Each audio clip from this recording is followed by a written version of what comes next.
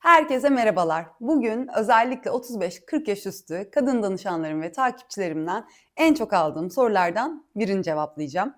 Videoyu sonuna kadar izleyenler de tüm cevapları alacaklar. Ama bu arada eğer kanala abone değilseniz videoyu durdurun ve abone olun, bildirimlerinizi açın ki bu tip videoları ilk izleyenlerden biri siz olun isterim. Evet, özellikle menopoz ve premenopoz süreçlerinde bitkisel proteinlerle kas kaybetmeden nasıl kilo verilir? Sorumuz bu. Ve akabinde gelen talep tabii ki menopoz dönemi için bitkisel proteinlerle hazırlanmış örnek bir liste, örnek bir menü de paylaşır mısınız? Bu videoda sizinle örnek beslenme planı da paylaşacağım ama gelin önce sorumuzu cevaplayalım. Öncelikle şunu bilmenizi isterim. Bu soruyu soran danışanlarımın hepsi vegan ya da vejetaryen değil. Birçok insan kolesterol düzeyleri veya sindirim problemleri nedeniyle ya da sadece lezzetini sevmediği için de ihtiyacı olan proteini hayvansal kaynaklardan karşılayamıyor. Bitkisel proteinlerden hayvansal kaynaklar gibi aynı oranda faydalanabilmek için de biraz daha detaylı bilgiye ihtiyaç duyuluyor. İşte bugün tam da bunu konuşuyor olacağız. Şimdi neden bu dönemde daha çok proteine ihtiyacımız var? Evet, menopozda hormonal değişimlerle birlikte bel çevresi yağlanması artıyor ve kas kütlesini korumak her zamankinden daha zor hale geliyor. Ancak doğru bitkisel protein stratejisiyle bu süreci yönetmek mümkün.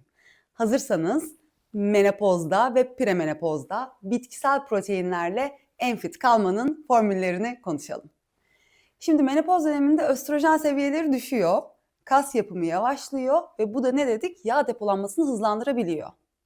Bu dönemde en büyük yardımcımız protein pacing, yani proteini gün içinde dengeli bir şekilde öğünlere paylaştırarak tüketmek. Tek bir öğünde çok fazla protein almak yerine her öğünde yaklaşık olarak 20 ila 30 gram arasında kaliteli bitkisel protein hedefleyerek kas onarımını gün boyu aktif tutabiliriz. Siz şöyle hesaplayabilirsiniz. Kilo başına yaklaşık 1,2 ila 1,6 gram arasında, ama eğer çok aktif spor yapıyorsanız daha yüksek protein almak kas kaybını durdurmak için de altın kuralımız. Evet, bu bitkisel proteinlerden nasıl en yüksek düzeyde faydalanırız sorusunun cevabı da şöyle. Bitkisel beslenme deyince amino asit profili çok önemli oluyor. Amino asitler arasında da en çok üzerinde durduğumuz lösin. Lösin, kas proteini sentezini başlatan kritik amino asitlerden bir tanesi. Bitkisel proteinlerde lösin oranı o hayvansal kaynaklara göre biraz daha düşük olabildiğinden menopozda ihtiyacımız olan o tam protein etkisini yaratmak için baklagillerle tam tahılları birleştirmek çok daha mantıklı oluyor. Örneğin mercimek yemeğinizin yanına ekleyeceğiniz bir miktar kara buğday veya esmer pirinç protein kalitesini hayvansal kaynaklara yaklaştırıyor. Burada bütün bu tahıllar arasında hepsinden farklı olan bir tahıl var, kinoa. Kinoa bu konunun gizli kahramanı. Çünkü kinoa tüm temel amino asitleri içeren nadir bitkisel kaynaklardan biridir ve sindirim de diğer baklagillere kıyasla oldukça rahattır. Ayrıca soya, tofu, başka videolarda bahsetmiştim, edamam ve gerekirse bitkisel protein tozları yine ana protein kaynaklarımız olmalı ve çeşitliliği artırmak için de kabak çekirdeği, chia tohumu gibi besinleri de yardımcı kaynak olarak kullanmak bitkisel protein ihtiyacımızı karşılamakta ciddi anlamda etkili olur. Ayrıca menopozda kas sağlığı yanında kemik sağlığı ve bilişsel fonksiyonları için de kreatin monohidrat takviyesini de listenize eklemenizi tavsiye ederim. Bu konuda daha önce detaylı bir video paylaşmıştım. Merak edenler onu izleyebilirler. Ben hangi kreatini kullanıyorum? Onun da linkini, bu da çok soruluyor çünkü, açıklama kısmında paylaşacağım. Bu arada menüye geçmeden önce şunu da unutmayalım.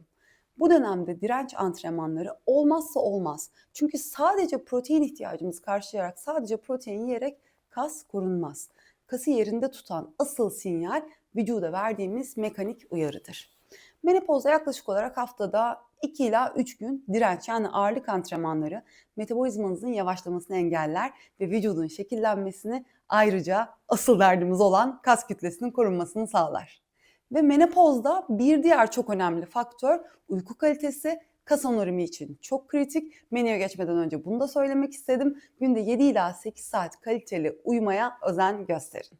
Evet, şimdi asıl bana en çok sorulan, hani bunun için örnek bir menü paylaşın ki bir gözümüzde canlandıralım. Bu menüyü anlatıyorum. Kağıdınızı, kaleminizi almayı unutmayın. Şimdi sağlıklı sindirim sağlığı ve hidrasyon için her öğün öncesi öncelikle 500 mililitre su öneriyorum. Kahvaltıda kinoadan bahsettik. Kinoa gevreği, bitkisel yoğurt ya da süt bulabiliyorsanız soya yoğurdu sütü, chia tohumu, ceviz, bol tarçın, yanına böyle antioksidan deposu yaban mersini ekleyebilirsiniz. Öğle yemeğine gelecek olursak böyle baklagilli güzel kaseler hazırlanıyor biliyorsunuz. Haşlanmış yeşil mercimek veya nohut. Yanına avokado sağlıklı yağlar için oldukça önemli. Bol koyu yeşil yapraklı sebzeler ve böyle güzel tahinli, limonlu bir sos acayip de lezzet katar. Ara öğüne geldiğimizde tabii ki ihtiyaca, aktiviteye, yaşa göre değişir bunlar ama biraz da alternatifli vereyim ki hani gözümüzde farklı alternatifler canlansın istedim. Mesela bitkisel protein tozu, yulaf ve yaban mersiniyle hazırlanmış bir smoothie. Bunun da yine neler öneriyorum, neler kullanıyorum linkini açıklamada paylaşacağım. Veya bir avuç kabak çekirdeği için magnezyum ve protein desteği için harika. Yanına güzel bir fincan yeşil çay. Ya da ev yapımı bir humus, yanında tam tahıllı krakerler olabilir, kara buğdaylı krakerler olabilir. Artık elinizde size iyi gelen hangi kraker varsa. Ve gelelim akşam yemeğine. Tofu iyi bir alternatif, mantar iyi bir alternatif bitkisel proteinler için. Yanında kara buğday ya da az miktarda esmer pirinçle protein sentezini tamamlayabiliriz. Yanında bol salatayla da lif ihtiyacımızı giderirsek böyle çok güzel bitkisel proteinlerle protein ihtiyacımızı karşıladığımız harika bir gün geçirmiş oluruz. Yine geceleri uykudan önce kortizolü düşürmek ve kasları rahatlatmak için bir fincan papatya ya da rezene çayı da içebilirsiniz. Çünkü kortizol de yine bu süreçte baskılanmış olması oldukça önemli uyku kalitesi için de kas onarımı için de. Şimdi şunu unutmamamız gerekiyor. Sadece düşük kaloriye odaklanmak sizi güçsüz bırakır. Asıl amacımız kası koruyan doğru protein stratejisini uygulamak olmalı. Bu örnek menüleri sizde böyle bir fikir oluşturması için paylaşıyorum. Ama her zaman dediğim gibi beslenme parmak izi gibidir. Bu önerileri kendi bedeninize göre revize etmeyi unutmayın. Gerekirse bir uzmandan destek alın. Böyle çok anlaşılır, net ve kısa bir şekilde soruyu cevaplamak ve menüyü paylaşmak istedim. Eğer bu video işinize yaradıysa beğenmeyi unutmayın. Özellikle 35-55 yaş arasındaki arkadaşlarınıza göndermeyi ve kanalıma abone olmayı da unutmayın efendim. Yeni videoları ilk siz izlemek isterseniz bildirimleri de açmanızı tavsiye ederim. Bir sonraki videoya kadar kendinize çok iyi bakın. Sevgiyle kalın.